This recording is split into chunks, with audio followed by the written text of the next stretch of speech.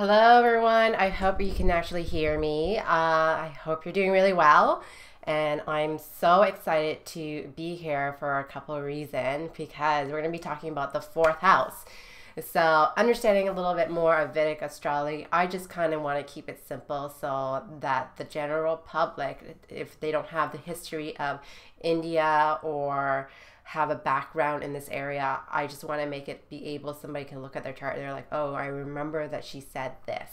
So this is actually helping not only my clients, but also if anybody who wants a review or trying to relearn prajna or horary and they just need that notes there, or even if you can't afford an astrologer, that's totally okay, because I'm going to give questions at the very end, have a better understanding who you are, where you stand, and if you're able to answer those questions honestly, no astrologer is better to judge you than anybody else except yourself.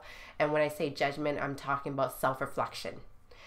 So I do, if you need an intro of who I am and what kind of astrology I work with, there is actually a video on this, so you can go and watch this. I just wanted to get right into it right away. And so I feel like the fourth house is a very important house, not because I'm biased. I'm biased in all houses. And this house is really important because number one is, I call it the personal peace.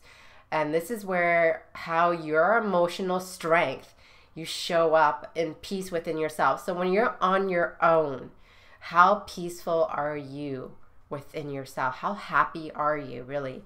It's not the outer happiness, is not about the success reflecting that you're having. It's how humble the feeling that you have. It's called the inner peace. That's what I call it.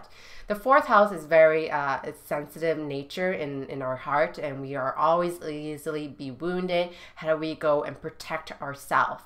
And this happens within our, when we grow up as a kid, as a child, how our home life feels like. How do we feel safe within our own skin? How comfortable are you being with that? We're talking about personal vulnerability here. The innocent feeling, and that's the process of it. The interesting part about the fourth house, it also represents like chest area, the breast. That's where it really happens in that. It also represents the heart, the lung. So it's really the core center of your body here. We're talking about, this is such an important organ, right? So of course it's going to represent the lungs and the heart. It's so powerful in this place. So that's where the fourth house really connects, the personal connection, depth, being in that field. So being conscious and feeling like it's home. And I feel like, the movie Alice Wonderland, yes, The Wizard of Oz. Sorry, The Wizard of Oz, not Alice Wonderland. The Wizard of Oz, and where she was saying like there's no place like home, and that's what it feels like. You don't need to find your external world to be able to find home. Home is here, back center, to the heart. We can talk about chakra if you want, but this is really the key center, having everything aligned. So we went from here to here, right? So now we're right in the center of the heart. I tend to talk a lot with my hands, so if you notice any of my other videos, that's what I do as well. So the fourth house also represents the mother, other nurturers who take care of us and who comfort us. That's when we're a kid, or even, and that's sometimes including pets as well. If you have if you have a dog that helps you see, animals assistant, things like that, those are nurture in our activities. So activities that could state us, we are also emotionally connected, including, things like activities. Meditation is really great. Serving food is another factor. Cooking for yourself, that's all nurturing. Also therapy is a big factor involved with that. And sometimes sitting down, watching TV is a big factor, another one too. So environmental factor is you're in my home right now, so you're actually in my office. So So that represents an environment, the kitchen, the restaurant, the spa, a counselor office. So I meet a lot of my clients in my office here, not per se in my home, but this is where my office, a lot of my clients meet here, and we're connecting face to face. Also, the living room is another one as well. And escape to try to feel good. That could be many other factors, but hopefully that's a positive, not a negative thing, like not drugs and alcohol, because that's where it is. So another thing is objects, is our house. The fourth house is really interesting. I have found that time over and over again with my clients, if they've gone through some sort of car accident, it happens in the fourth house. Any chest injury happens in the fourth house. If they're doing breast augmentation, like breast, enlargement, that's where I notice as well. It's really interesting. Furniture also represent furniture, as well television and other things that gives comfort and relaxing. So our nice, wonderful couch sometimes too. That being said, the planet that represents the fourth house is Cancer, and the home of Cancer is Moon. And that's why I love this, because it really rules our emotion and our environment base, how we receive our defensive, our vulnerability, our biggest, deepest part of our psyche in here. This is where the fourth house represents. It feels very peaceful, very settled, and if that's where you are feeling at bliss within yourself, that is amazing. That's an experience that you should definitely be having. I feel like when I talk to my client, and if there's some sort of the fourth house is not in the greatest strength, if they're dealing with so much issue of being emotionally triggered, I just tell them, just hug yourself like this. Just hug yourself. And all you really have to say is, I'm safe. I'm at home. Nobody's gonna hurt me. I'm safe. I'm safe. I'm safe. And sometimes you can just squeeze your arms like this and just feel like, you're alive, and that's where it is. You're not in the Wizard of Oz. You feel safe. So that's where it is. I give tips like that to my client if you're feeling emotionally triggered, and that could be vary from many factor of trauma of sorts. So internal, you got to feel comfortable within yourself, feel at peace within yourself. That's where the house represents. So when the pain, when there's pain in the heart, we don't know what is doing that to make us to feel better, but we try to overcome feeling by external stimulation. So sometimes it turns into the third house, and we talked about the third house. Sometimes it could be very a negative thing, and we got to feel in order to heal. And I think one of an astrologer on YouTube really said that very strongly. I can't remember on the top of my head, but that's what we need to do. We need to feel in order to heal, because we tend to go into the place where when we are hurt, we go into the doing mode to escape it, to escape this feeling, or we go and do drugs and alcohol, or we hurt our body, or we do surgical, like plastic surgeries to make us look better, feel better, but it's that's not the case. And sometimes if you're grieving for death, that's the feeling that you have, you being emotionally triggered.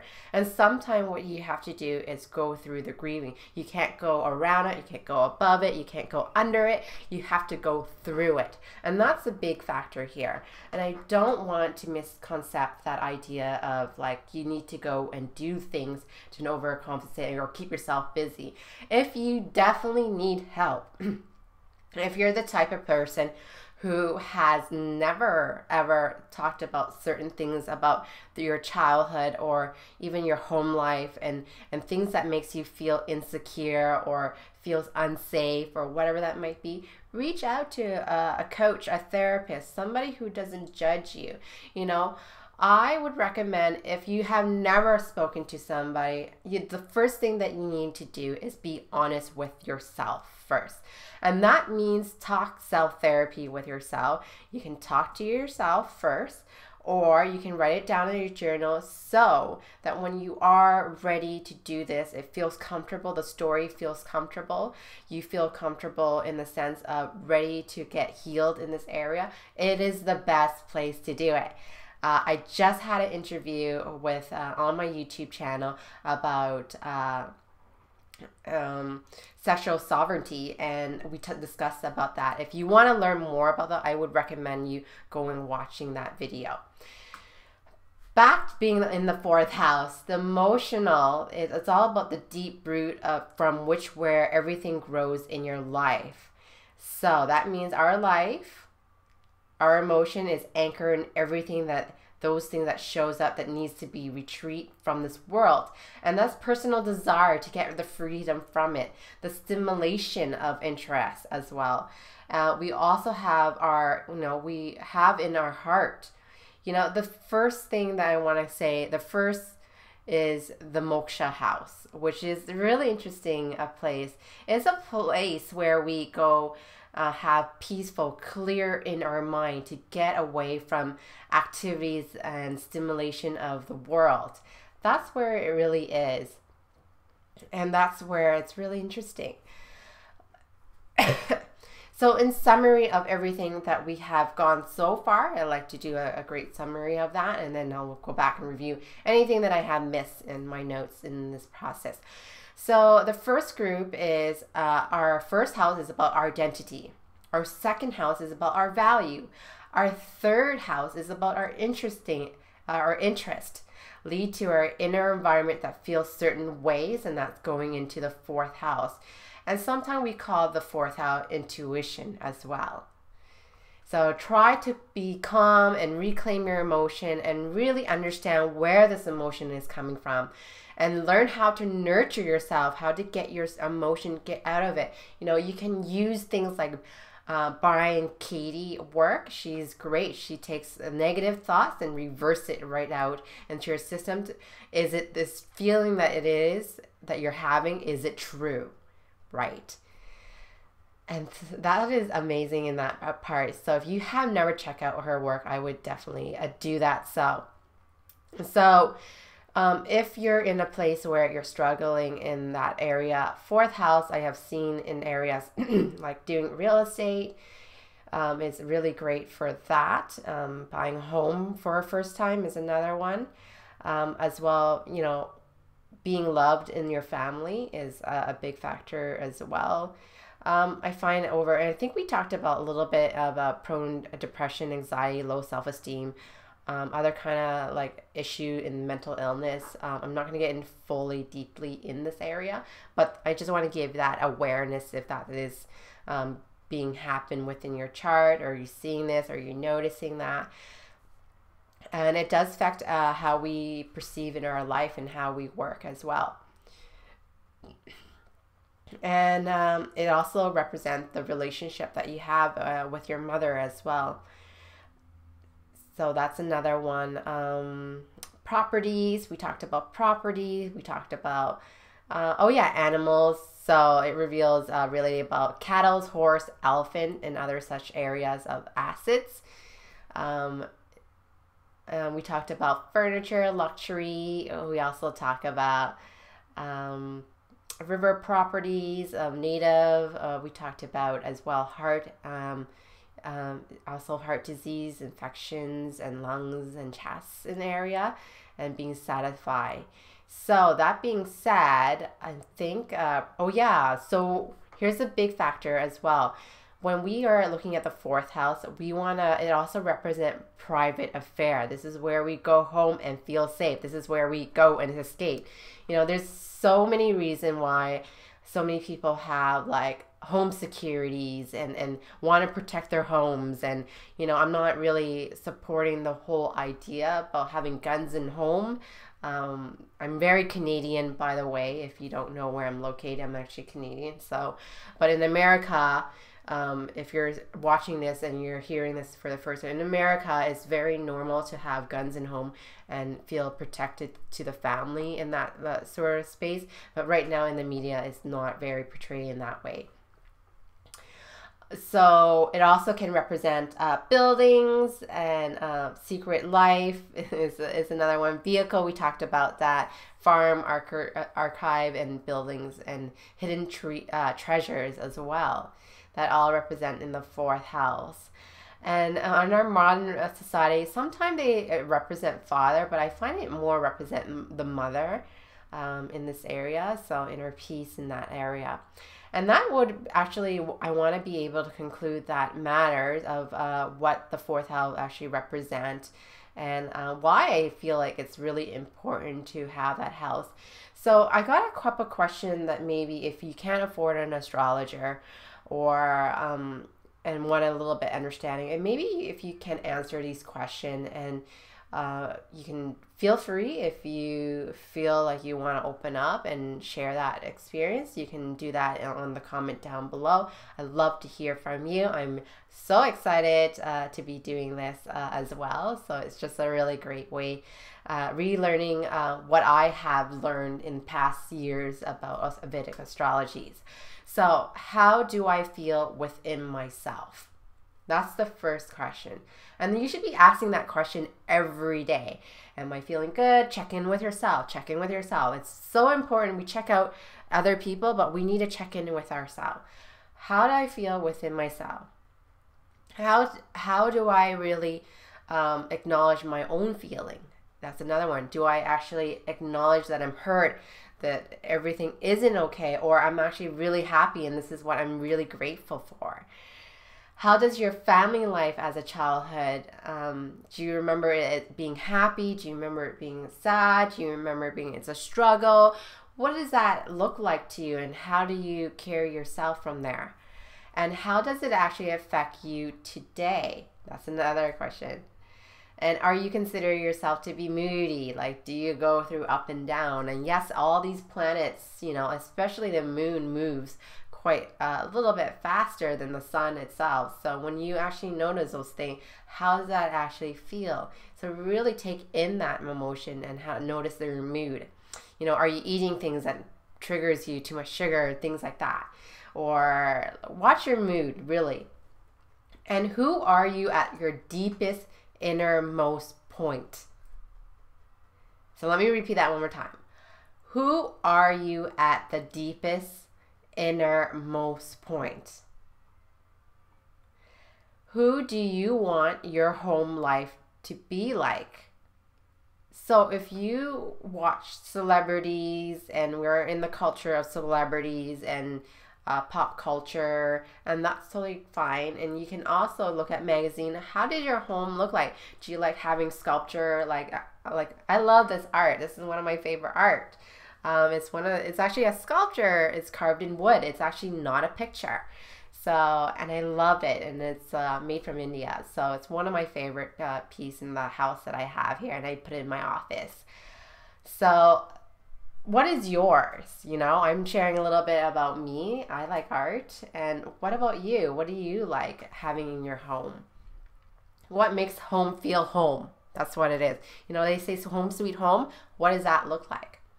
What qualities in your family and home do you connect most closely to? So let me do that again. What qualities in your family and home do you connect most closely to? So it could be your mom, your brother, your sister, somebody who actually take care of you. Who's that it? Who's that it? Who's that person? And how do you resolve issue? So you're emotionally triggered. How do you deal with it? What is your innermost motivation?